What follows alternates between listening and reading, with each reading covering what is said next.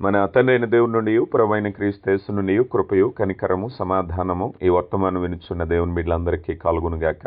ప్రియ దేవుని బిడ్డలారా, ఈ దినము అనగా 19వ తేదీ ఫిబ్రవరి మాసం 2024వ సంవత్సరం సోమవారం దినపు ధ్యానాంశము క్రైస్తవుని ఆకలి 2వ భాగము.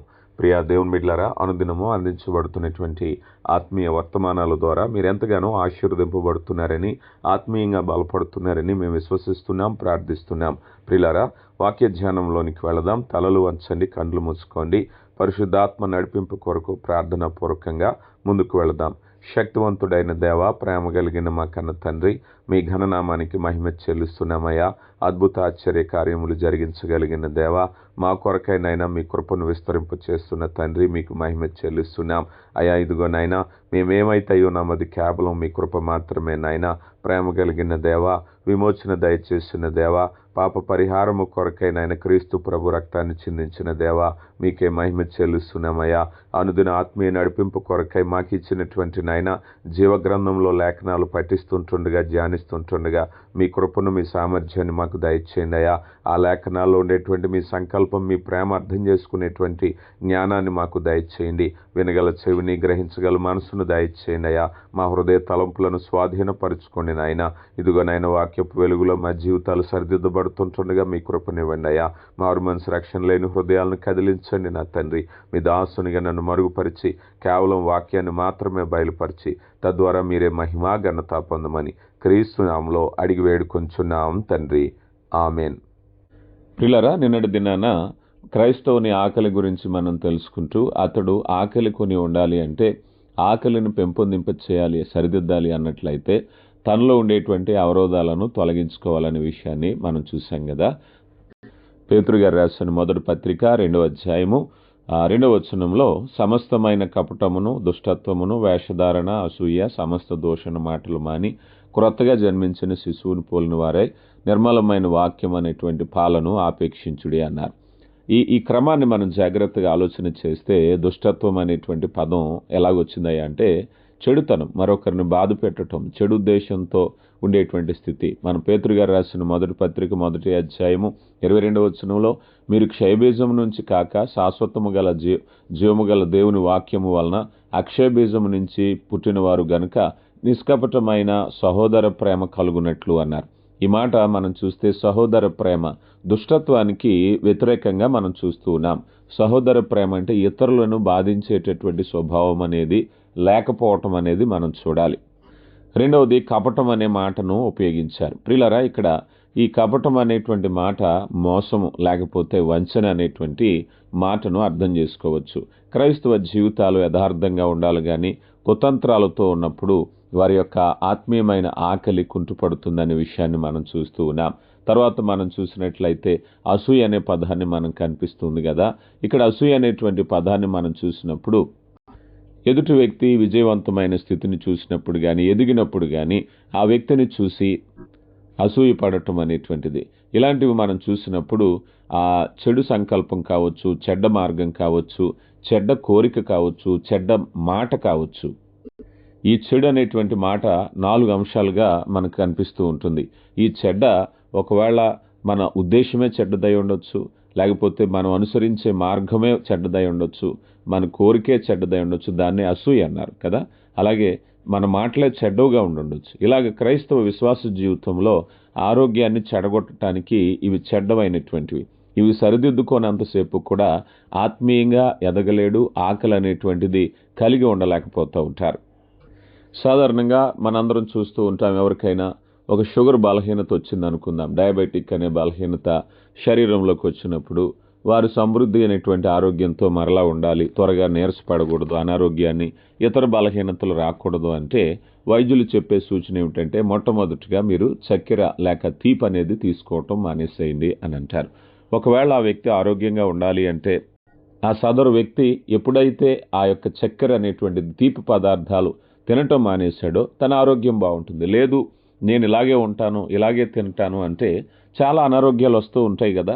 సరి చేసుకోవటానికి విస్మరించవలసిన విషయాలు ఈరోజు ఆత్మీయ జీవితాల్లో చాలామంది చేసేటువంటి మూర్ఖపు వాదన ఇదే కదా, నేను ఇలాగే ఉంటాను, నా జీవితంలో మోసము లేకపోతే అసూయ, దూషణ మాటలు, దుష్టత్వము, కపటము ఇవన్నీ ఇలాగే ఉంటాయి, నేను ఇలాగే మాట్లాడతాను, ఎదుటి వ్యక్తికి హాని కలిగించే వ్యక్తిగా ఉంటాను, అయినా నేను ఆత్మీయ నాయకుడిని, ఆత్మీయంగా ఎదుగుతాను అని అనుకుంటూ ఉంటారు. కానీ వాక్యం చాలా స్పష్టంగా చెప్పేది ఏమిటంటే, నీవు గనక విసర్జించవలసినవి విసర్జించకపోతే నీలో ఆకలి పుట్టదు. ఒకవేళ నువ్వు భుజిస్తున్నావు, వాక్యం వింటున్నావు అనుకుంటున్నావు, కానీ అది పనిచేసే తీరు పనిచేయాలి అంటే అవరోధాలను తొలగించుకోవాలి అనే విషయాన్ని చూడాలి. ఇక రెండవదిగా మనం చూసినట్లయితే ఆకలి అనేటువంటిది మొదటిగా ఎలా సరిచేయబడాలి అనేది మనం చూసాం. ఇక రెండవదిగా ఆకలి అనేటువంటి దాని కోరికను గురించి మాట్లాడితే, ఈ రెండవ అంశంలో ఆకలి కోరిక అనే విషయాన్ని గురించి చూస్తే అసలు మనం భోజనాన్ని ఎందుకు తింటున్నాం మనకు అర్థం కావాలంటే, ఈరోజు సాధారణంగా మన ఇళ్లలో జరిగే విషయం ఏమిటంటే, పిల్లలు మారం చేస్తూ ఉంటారు, పలానా కూరే కావాలి, చికెనే కావాలి, బిర్యానీ కావాలి, ఈ కూర అయితే తినను, అదైతే తినను అని. అప్పుడు పెద్దవాళ్ళుగా, తల్లిదండ్రులుగా మనకు ఒక ఆలోచన వస్తూ ఉంటుంది కదా, అసలు ఎందుకు వీళ్ళు మారం చేస్తున్నారు? తిండి అంటే ఏమిటి? నోటికి ఇనుసొంపైంది తింటమేనా? కడుపు నింపుకోవటానిక, ఆరోగ్యానిక, దేనికి తింటున్నాం? అవగాహన తెలుస్తుందా? ఈ ప్రశ్న వస్తుంది కదా. అలాగా ఆకలి అనేటువంటి దానిని కోరిక దేని కొరకు ఉపయోగించుకుంటున్నాం అనేటువంటిది ముఖ్యమైన విషయం. ఎందుకనంటే ఆత్మీయ జీవితాల్లో ఆదాముల విషయంలో వారికి చక్కని ఆహారం ఇచ్చారు దేవుడు, ఆ వనములో తోటలో పళ్ళన్నీ తినమని. కానీ అవ్వకు మరొక పండు తినాలనేటువంటి కోరిక వచ్చింది. కోరిక సరైన మార్గంలో చేయకపోతే జరిగే నష్టం ఏమిటయ్యా అంటే, వారు ఆ కారణాన్ని బట్టి దేవుడిచ్చినటువంటి అనేకమైనటువంటి ఆశీర్వాదాలు కోల్పోయి అనేక బాధలకు కారణమయ్యారు కదా. ఈరోజు మనం అనుకుందాం, వ్యసనాల ప్రకారంగా మనం చూస్తే చాలామంది పలానా వ్యసనం, పలానా మద్యం కావాలని పట్టుబడుతూ ఉంటారు. వారి కోరిక ఏమిటి? అది కడుపు నిండేదా, ఆరోగ్యాన్ని ఇచ్చేదా, జ్ఞానాన్ని ఇచ్చేదా, ఎదుగుదలకు ఉపయోగపడేదా? కళ్ళారా తెలుసు అది మనిషిని నశింప చేస్తుంది, ఆరోగ్యాన్ని పాడు చేస్తుందని. అయినప్పటికీ నీ కోరిక దాని మీద పెంచుకోవటం వల్ల ఉపయోగం ఏముంది? అలాగా ఆకలి అనేటువంటి దానికి ఒక కోరిక ఉంటుంది. ఆ కోరిక ఏమిటంటే ఇది భుజించాలి అని. ఆ కోరిక కూడా సరిచేయబడాలి. కొన్నిసార్లు మనకి రకరకాల ఆహారాలు తినాలనిపిస్తూ ఉంటుంది. చూడండి, చిన్నపిల్లలు రకరకాల ఆ యొక్క షాప్స్లో ఉండేటువంటి కుర్కురే, లేకపోతే మరొకటి చిప్స్, ఇలాంటివి ఇష్టంగా తినటానికి ప్రయత్నిస్తూ ఉంటారు. కానీ వాస్తవానికి మనకు తెలుసు, అవి తినటం వల్ల వారి ఆరోగ్యం పాడవుతుంది అనేటువంటి విషయం మనకు తెలుసు. ఆ కోరికను మరల్చడానికి ప్రయత్నిస్తూ ఉంటాం. అదేమిటయ్యా అంటే, మంచి ఆహారం, ఇంట్లో వండిన ఆహారాన్ని, తల్లి తయారు చేసిన ఆహారాన్ని తినటం వల్ల ఆరోగ్యం ఉంటుందని వారికి చెప్పటం, అంటే వారి కోరికను మరల్చే ప్రయత్నం చేస్తూ ఉంటాం. ఈరోజు ఆత్మీయ విషయాల్లో కూడా మన కోరిక విషయంలో మనం ఆలోచన చేసినప్పుడు, కోరిక సరిలేకపోతే జరిగే నష్టం ఎలా ఉంటుందయ్యా అంటే, సంసోన్ అనేటువంటి వ్యక్తి కూడా తన కోరికను ఎలా మార్చుకున్నారయ్యా అంటే, అతడు కోరిక ఏమై ఉండాలి? ఇశ్రాయేలు ప్రజల పక్షంగా న్యాయాధిపతిగా యుద్ధం చేస్తూ ఫిలిస్తీన్లను వారి మీద పోరాడుతూ వారి నుంచి ఇశ్రాయేలు ప్రజలను కాపాడాలి. దేవుడు అందుకొరకు ఇశ్రాయేలీల కొరకు ఒక న్యాయాధిపతిగా, రక్షకుడిగా పెట్టాడు అక్కడ. కానీ ఈయన కోరిక అది కాకుండా మరో కోరిక ఏర్పాటు చేసుకున్నారు. ఆ కోరికను ఏం జరిగిందయ్యా అన్నట్లయితే, తరువాత అతడు పట్టుబడ్డాడు, అంధుడిగా ఆ శిక్ష అనుభవించడానికి కారణం ఏమిటంటే తన సరైన కోరిక లేకపోవటమే. ఈరోజు మానవ బంధాల్లో కూడా, మానవ శరీరంలో కూడా సరైన కోరిక లేకపోవటం వల్ల నష్టం. పలానా వ్యక్తికి ఆరోగ్యం పాడైంది, ప్రాణాల మీదకి తెచ్చుకున్నాడు, నష్టపోయాడు. కారణం ఏమిటా అంటే చెడ్డ విషయాల మీద తన కోరికను పెంచుకున్నాడు అనే విషయాన్ని మనం చూస్తూ ఉన్నాం. అలాగే మనం ఇక్కడ యోధాను గురించి మనం చూసినట్లయితే, యోధా జీవాన్నిచ్చే యేసు ప్రభుని కాదని వెండి నాణ్యాల మీద కోరిక పెంచుకున్నాడు. ఆ కోరిక పెంచుకోవటాన్ని బట్టి తర్వాత ఇదిగో ఆయనను 30 వెండి నాణ్యాలకి అమ్మివేసిన తర్వాత వాస్తవాన్ని గమనించాడు, ఉరిపెట్టుకుని మరణించినట్టుగా మనం చూస్తూ ఉన్నాం. కనుక ప్రియులారా, ఆత్మీయ జీవితంలో మన కోరికను గురించి కూడా దేవుడు తెలియపరుస్తూ చాలా స్పష్టంగా మత్తయి సువార్త 4వ అధ్యాయం 4వ వచనంలో ప్రభువారు అంటారు కదా, మనుషుడు రొట్టె వలన మాత్రమే కాకుండా దేవుని నోటి నుంచి వచ్చే ప్రతి మాట వలన జీవించును. ఈ ఉదాహరణలు బట్టి మనకు అర్థమైంది ఏమిటయ్యా అంటే, నీ కోరిక భౌతికంగా ఎలాంటి ఆహారం తినాలో నీకు బాగా తెలుసు. ఇప్పుడు చటుక్కుని వాక్యం వినే మనలో, అమ్మా నీకు ఇష్టమైన ఆహారం, నీకు ఇష్టమైనటువంటి పదార్థం ఏమిటయ్యా అంటే వెంటనే మనకి తెలిసిన పదార్థాలు చెప్తారు. కొంతమంది చికెన్ బిర్యానీ, మటను, ఫిషో, లేకపోతే ఇంకొకటో, ఏదో ఒకటి పప్పు, తోటకూర, ఏదో ఒకటి నాకు ఈ పలానా ఇష్టం అనేటువంటిది ఖచ్చితంగా చెప్తారు. అంటే దాని మీద నీకుండేటువంటి మక్కువ అనొచ్చు, ఇష్టం అనొచ్చు, రుచి అనొచ్చు. అయితే ఇక్కడ చెప్పబడే విషయం ఏమిటాయి అన్నట్లయితే, ఈ చెప్పబడే విషయంలో ఇప్పుడు నీ జీవితంలో దేవుని వాక్యం మీద మక్కువ లేదా కోరిక పెంచుకున్నావా లేదా? చాలా మందికి ఆకలి ఉండట్లేదు కదా.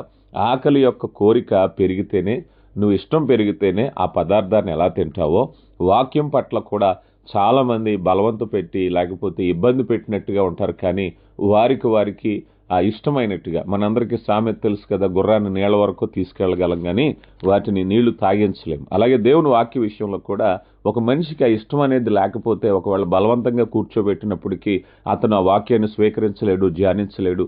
ఎందుకనంటే వాక్యం ఎలాంటిదయ్యా అంటే, నీవు ఎప్పుడైతే ఆసక్తి కలిగి ఉంటున్నావో దేవుని స్వరము అనేక రీతులుగా వినిపిస్తుంది. ఎందుకంటే దానిలో ఉండేటువంటి మర్మం, దానిలో ఉండేటువంటి లోతు, దానిలో ఉండేటువంటి దేవుని చిత్తం అనేటువంటిది కొన్నిసార్లు నీ హృదయాన్ని తాకుతూ ఉంటుంది. ఎప్పుడంటే నువ్వు ఎప్పుడైతే ఆకలి కొని ఉన్నావో, ఒకవేళ నీలో ఆకలి లేకపోయినట్లయితే అదేదో సాధారణంగా లోకంలో ఉండేటువంటి అనేక సమాచారాలు వినేటువంటి విధం ఎలా ఉంటుందో అలాగే ఉంటుంది. ఏదో టీవీలో న్యూస్ విన్నట్టు, ఏదో సభలో సమావేశాల్లో వక్తలు మాట్లాడినట్టు ఉంటుంది. కానీ దేవుడు నాతో మాట్లాడుతున్నారు అనేటువంటి స్థితి రావాలి అంటే నువ్వు వాక్యాన్ని ప్రేమించాలి. ఇక కోరిక విషయంలో మనం చూసినట్లయితే, మానవ ఆహార విషయంలో పోలిక చేసినట్లయితే, మనం ఎప్పుడైనా ఒక మంచి ఆహారాన్ని, ఉదాహరణకు ఒక డిన్నర్, ఒక లంచ్ అంటే మధ్యాహ్న భోజనం కానీ రాత్రికాల భోజనం కానీ మనం పూర్తి అన్ని పదార్థాలతో బిర్యానీలు లేకపోతే చికెన్లు, మటన్లు అన్నీ కలిపిన ఒక విందు భోజనం లాగా మనం భోజనం చేశామే అనుకుందాం. భోజనం చేశాక ఇంత సంతృప్తి అయిన భోజనం చేశాం కనుక మరలా ఒక వారం రోజులు తినకుండా ఉండాలి అని అనుకోగలుగుతామా? ఖచ్చితంగా పూట తిరిగేసరికే చక్కగా మరలా భోజనం చేస్తాం. ఈలోపుగా ఎవరైనా ఒక వ్యక్తి అటువైపు స్వీటో మనకి నచ్చిన పదార్థం తీసుకువెళ్తుంటే ఒకసారి ఇలా పిలిచి ఆ చిన్నదైనా రుచి చూడాలనిపిస్తూ ఉంటుంది. అంటే మన కోరిక పనిచేసేటటువంటి తీరు చాలామంది మనం చూస్తాం. పిల్లలు ఐస్ క్రీమ్స్ తినేటువంటి వారిని నియంత్రించలేకపోతూ ఉంటాం. ఆ ఫ్రిడ్జ్లో ఐస్ క్రీమ్ ఉంటే అది తినే వరకు 1కి 4 సార్లు తింటూనే ఉంటారు. ఇలాగ మనం చూసినట్లయితే మనకిష్టమైన పదార్థాల విషయంలో నియంత్రణ అనేటువంటిది కోల్పోతూ ఉంటాం. అంటే మనం పెంచుకున్న కోరిక అలాంటిది అని చెప్పటం, అంటే అలా తినటం అనేది అనర్థమే శారీరకంగా.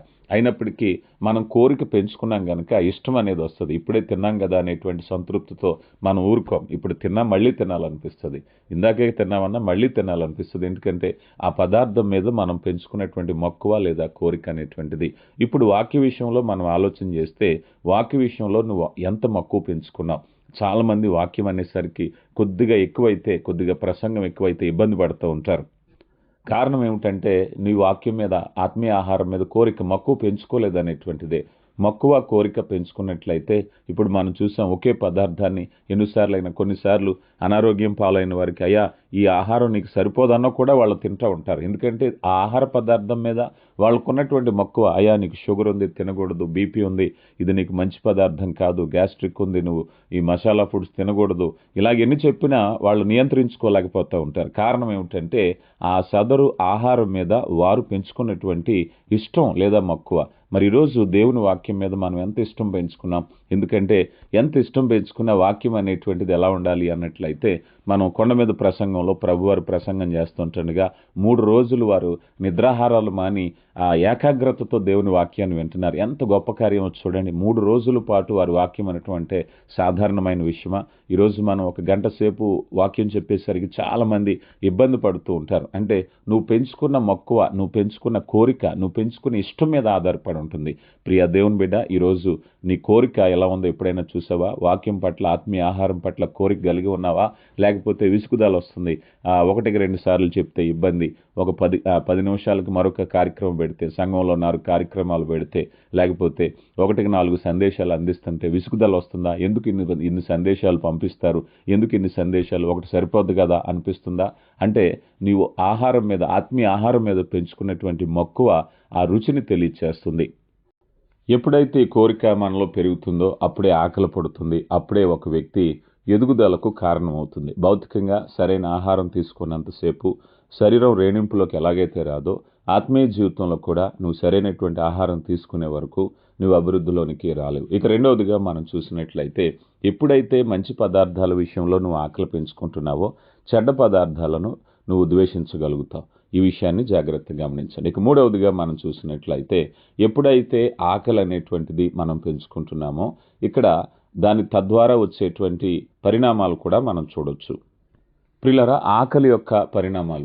నువ్వు ఏ ఆకలితో ఉంటావో ఆ పరిణామం. అంటే ఉదాహరణకి ఒకే రకమైన పదార్థం మీద నువ్వు ఆహారం ఇష్టం పెంచుకుంటే తద్వారా వచ్చే నష్టం. అందుకే సమతౌల్య ఆహారం అన్నారు కదా. కొంతమందికి నాకు తీపి అంటే ఇష్టమని ఎక్కువ తీపి స్వీట్స్ తింటున్నారనుకోండి, పర్యవసానంగా దానికి ఒక షుగర్ రావచ్చు, మరొక బలహీనత రావచ్చు, అధికమైంది. అలాగే కొంతమంది విషయంలో మాంసాహారాన్ని ఎక్కువ తినటం వల్ల శరీరంలో కొలెస్ట్రాల్ పెరగటాలు, లేకపోతే హార్ట్ ప్రాబ్లమ్స్ రావటాలు, ఇలాగ మనం చూస్తూ ఉంటాం. అంటే ఒక విషయం ఏమిటయ్యా అంటే, నువ్వు తినేది దేనికి అనే విషయాన్ని కనుక నువ్వు జాగ్రత్తగా ఆలోచన చేస్తే ఆరోగ్యం కొరకు జీవించటానికి. ఎందుకంటే తినకుండా ఎవరు కూడా జీవించలేరు. అందుకని తినే పరిణామం మనకు తెలుసు కనుక ఏమి తింటే ఏం పెరుగుతుంది. ఈరోజు లోకంలో చాలా రకాలైనటువంటి వ్యసనాల్లో మనిషి పడిపోయేటప్పుడు అతడు ఆరోగ్యానికి అవసరమైనటువంటి ఆహారాన్ని తినలేకపోతున్నారు. ఎందుకనంటే కొన్ని పదార్థాలు మనం చూస్తూ ఉంటాం. కూరగాయలు, తోటకూర, లేకపోతే ఆకుకూరలు, పళ్ళు, ఇలాంటివి డాక్టర్లు చెప్తూ ఉంటారు. అయ్యా, ఇవి ఎంత తింటే అంత మంచిదండి, కానీ ఇదిగో తినకూడని పదార్థాలు ఉన్నాయి, మాంసాహారం తినకూడదు, షుగర్ తినకూడదు, ఇదిగో లేకపోతే పలానా ఉప్పు ఎక్కువ తినకూడదు, కొన్ని విషయాలు చెప్తూ ఉంటారు. అవి ఎంతగా తింటే అంత అనారోగ్యం, ఎంతగా తింటేవి అంత ఆరోగ్యం. రెండింటిని మనం జాగ్రత్తగా చూస్తే తినటం వలన పర్యవసానం వస్తుంది. కనుక ఈరోజు లోకంలో చాలా ఉన్నాయి. లోకంలో రకరకాల వ్యసనాలు ఉన్నాయి, రకరకాల కోరికలు ఉన్నాయి. ఆ పర్యవసానంగా వెళ్ళటం వలన జరిగే నష్టం ఏమిటో తెలియపరుస్తుంది. ఎందుకనంటే ఏదైనా ఒక ఆహారాన్ని తిన్నప్పుడు దాని పర్యవసానం మన శరీరం ఖచ్చితంగా కలిగి ఉంటుంది. నువ్వేం తింటావో ఆ తినేటువంటిది ఒక్కొక్కసారి మనకి బహిర్గతంగా కనిపించకపోవచ్చేమో, కానీ ఆ శరీరంలో చాలా మార్పులు జరుగుతాయి ఒక పదార్థం తీసుకున్నప్పుడు. ఒకవేళ నువ్వు మంచి ఆహారం తీసుకో, ఆరోగ్యకరమైన ఆహారం తీసుకో, శరీరంలో చాలా మార్పులు జరుగుతూ ఉంటాయి. రక్త ప్రసరణ కావచ్చు, గుండె పనితీరు కావచ్చు, చర్మం కావచ్చు, జీర్ణ వ్యవస్థలో మార్పులు కావచ్చు, ఎన్నో రకాలుగా మార్పులు జరుగుతాయి. అందుకే మనకు సాధారణంగా మనకు దొరికేటువంటి దినుసుల్లోనే ఎన్నో రకాల వైద్యాలు ఉన్నాయని చెప్తూ ఉంటారు. అయితే ముఖ్యమైన విషయం ఏమిటయ్యా అంటే, ఒకవేళ కనుక నీ కోరిక సరైనటువంటి వాటి మీద పెంచుకోకుండా ఒకవేళ మద్యపానము, లేకపోతే మరొక చెడ్డ విషయాలు, అనవసరమైనటువంటి విషయాలు ఒకవేళ నువ్వు కోరిక పెంచుకున్నట్లయితే దాని పర్యవసానం ఖచ్చితంగా నువ్వు అనుభవించాలి. ఇది వాస్తవం. ఒకవేళ నువ్వు వాక్యం ప్రకారంగా నీ కోరికను పెంచుకున్నట్లయితే అందుకొరకు మంచి పర్యవసానం కూడా నువ్వు కలిగి ఉంటావు. ఎందుకంటే నువ్వు అభివృద్ధి చెందుతావు, ఆత్మీయంగా బలపడతావు, దేవుని చిత్తం తెలుసుకుంటావు, ఫలవృద్ధమైనటువంటి స్థితికి వస్తావు. ఆ కారణాన్ని బట్టి తర్వాత మన ఆకలికి ఒక సముచితమైనటువంటి ఒక మంచి స్థానం అనేది దేవుడు పెట్టారు. ఈరోజు మనం చూస్తాం. ఉదాహరణకి మనం కొన్ని విషయాలు శరీర ఆహారానికి సంబంధించినవి, ఆహారం కానటువంటివి చెప్పాలి అంటే, మనం ఉదాహరణకి మనం రోజు భోజనంలో పెరిగేసుకుని తింటున్నాం, పప్పు వేసుకుని తింటున్నాం. ఒకరోజు అది లేదు అనుకుందాం, ఇబ్బంది ఏమి ఉండదు మనకి. ఆ తర్వాత వేరే ఏదైనా ఉంటే చూడండి, అది వేసుకు తిందాం, ఈ పూటకి లేకపోతే పర్వాలేదని. అదే మీరు కాఫీ టీలు తాగటం మొదలు పెట్టండి, ఆ టయానికి కాఫీ కానీ టీ కానీ లేకపోతే మీరు సహించలేరు. కారణం ఏమిటంటే దీనికి వ్యత్యాసం ఏమిటంటే అది ఆహారం కాదు గనక, అది ఒక మాటలో చెప్పాలి అంటే రసాయనం. ఆ రసాయనం మిమ్మల్ని ఎంత ప్రలోభానికి లోన్ చేస్తుందంటే సమయానికి ఉండకపోతే ఆ టీ ఆర్ కాఫీ తాగకపోతే మీరు ఉండలేని పరిస్థితి. ఎందుకంటే అది ఆహారం కాదు. అది ఆహార విషయంలో అంత అభ్యంతరం ఉండదు. ఈరోజు ఖచ్చితంగా నేను ఈ కూర ఉంటేనే తింటాను, ఇలా ఉంటేనే తింటానని ఎందుకంటే ఆహారం ఇబ్బంది పెట్టదు మనిషిని. ఆహారం ఆకలి వేస్తుంది అంతే. ఆకలిలో మనం ఏ కూరైనా వేసుకుని తింటాం, లేకపోతే పరోటా, చపాతీ, రైస్ ఏదైనా తిని ఆ పూటకి ఆకలి నింపుకుంటాం. ఎందుకనంటే ఇదే ఉండాలి అనేటువంటి పట్టే ఉండదు. ఒకవేళ మన కోరిక ప్రకారం ఇష్టం పెంచుకోవాలేమో కానీ అభ్యంతరం ఉండదు. అదే కాఫీ, టీ లేకపోతే ఇలాంటి వ్యసనాలు ఉన్నప్పుడు మనిషి ఎంత దూరమైనా ప్రయాణం చేస్తారు. ఆ కాసేపు ఆ కాఫీ, టీ తాగకపోతే ఉండలేకపోతున్నాననే స్థితి. ఎందుకంటే అది ఆహారం కానటువంటిది, దాని ప్రభావం అలాగుంటుంది. అలాగే ఇక్కడ మనం చూస్తే మానవ శరీరం అనేటువంటిది కూడా ఆహారం కొరకు మాత్రమే రూపొందించబడింది, ఈ రసాయనాల కోసం కాదు. మద్యపానం తాగేవాడు అది సమయానికి తాగకపోతే ఈరోజు మనం చూస్తూ ఉంటాం ఎంత భయంకరమైన స్థితి. కొంతమంది, నేను ఇప్పుడు పేపర్లో చదివాను, హాస్పిటల్లో ఉపయోగించేటువంటి స్పిరిట్ తాగి చనిపోయారని కూడా మనం చూస్తూ ఉంటాం. ఎందుకనంటే ఇవన్నీ కూడా వ్యసనాలుగా మనిషి జీవితంలో ఉంటున్నాయి. అలాగే ఇక్కడ మనం చూసినప్పుడు ఆత్మీయ జీవితాల్లో కూడా దేవుని యొక్క చిత్తంలో మానవ జీవితం అనేది దేవుని వాక్యాన్ని ఆశించటానికి నిర్దేశించబడింది, కానీ లోకంలో ఉండేటువంటి కోరికలకు నిర్దేశించబడలేదు. అవి ఏం చేస్తాయి అంటే అవి మనిషిని ప్రలోభపెట్టి నీ యొక్క జీవితాన్ని తప్పుడు మార్గంలోనికి నడిపిస్తూ ఉంటుంది. ఇక చివరిగా మనం చూస్తే పేతురు గారు రాసిన మొదటి పత్రిక 2వ అధ్యాయం 1వ వచనంలో ప్రభు దయాళుడని మీరు రుచి చూచి ఉన్న ఎడలా అన్నారు. మనం ఎప్పుడైతే ప్రభు యొక్క రుచి, ఆ దయాళత్వపు రుచి, ఆ ప్రేమ రుచి, అతడు మంచివాడు, మనల్ని అభివృద్ధి చేసేవాడు, ఆయన యొక్క ఆజ్ఞల్లో మంచి మార్గాలున్నాయి, నష్టపరిచేది ఏమీ లేదు. ఎందుకంటే లోకంలో వ్యసనాలన్నీ, చెడు తలంపులన్నీ, పాపమంతా మనిషిని పాడు చేస్తుంది, మనశ్శాంతి లేకుండా చేస్తుంది, నిత్యజీవానికి దూరం చేస్తుంది. ఈ విషయాలన్నిటినీ మనం ఎప్పుడైతే మనం తెలుసుకుంటున్నామో ఆయన దయాళుడని మీరు రుచి చూసి ఉన్న ఎడల. దీనికి ఒక కథనం చెప్పారు. ఒక వ్యక్తి ఒక జంతువును పట్టుకోవడానికి ఎలాగైతే ఎరవేస్తాడో, ఏదో చిన్న చిన్న గింజలు వేస్తూ ఉంటాడో, వలను అమర్చి ఆ యొక్క జంతువును పట్టుకోవడానికి ప్రయత్నిస్తాడో, అపవాది కూడా మనల్ని మద్యపానం, ఇతరమైనటువంటి కోరికలు రుచి చూపించి బంధించడానికి చూస్తారు. ప్రతి వ్యసనానికి ముగింపు మరణమై ఉంటుంది. ప్రతి వ్యసనానికి ముగింపు కష్టం, నష్టం అనేటువంటివి మనం లోకంలో చూస్తూనే ఉంటాం. అయినా మనిషి వాటి వెంబడే వెళుతూ ఉంటాడు. లోకంలో పర్యవసానాలు ఏంటో చూస్తున్నాం, నష్టం ఏమిటో చూస్తున్నాం. కానీ ఈరోజు పరమందు తండ్రి మన నీతి పట్ల ఆకలి పెంచాలని ఇష్టపడుతున్నారు. అందుకే మనం మత్తయి సువార్త 5వ అధ్యాయంలో నీతి కొరకు ఆకలి దప్పులు గలవారు ధన్యులు, పరలోక రాజ్యము మీది అని చెప్తూ ఉన్నారు. కనుక ఆత్మీయ జీవితంలో మనము చక్కని ఆ ఆసక్తిని పెంచుకున్నట్లయితే మన జీవితాలు సంతోషకరంగా ఉంటాయి. ఓ క్రైస్తవుడా, నీ యొక్క ఆకలి ఎలా ఉందనేది ఒకసారి పరిశీలన చేయి. దేవుడు నీతో మాట్లాడుతుంటుండగా ఒకవేళ నీ ఆకలి సరిగా లేకపోయినట్లయితే సరి చేసుకునే ప్రయత్నం చేయి. దేవునికి సహాయం దయచేయునుగాక. ఆమెన్. శక్తివంతుడా, ప్రేమ కలిగిన దేవా, కృపా సత్య సంపూర్ణుడా, కృపగల తండ్రి, అయా జీవార్థమైన మాటల చేత మమ్మను బలపరుస్తున్నారు. అయా విన్నటువంటి వర్తమానాన్ని మా హృదయాల్లో స్థిరపరచండి, పదిలపరచండి. ప్రేమ కలిగిన దేవా, వాక్యం పట్ల నాయన మా ఆకలి సరిచేసుకోవటానికి, అయా లోకంలో ఉండేటువంటి నాయన అనేక రకాలైనటువంటి ఆకర్లు దూరపరచడానికి కృప దయచేయండి. ప్రేమ కలిగిన దేవా, కృప వెంబడి కృపను దయచేయండి. శక్తివంతుడా, కృపనిచ్చే దేవా, జీవార్థమైన మాటల చేత మమ్మల్ని బలపరిచి నడిపిస్తున్నారు.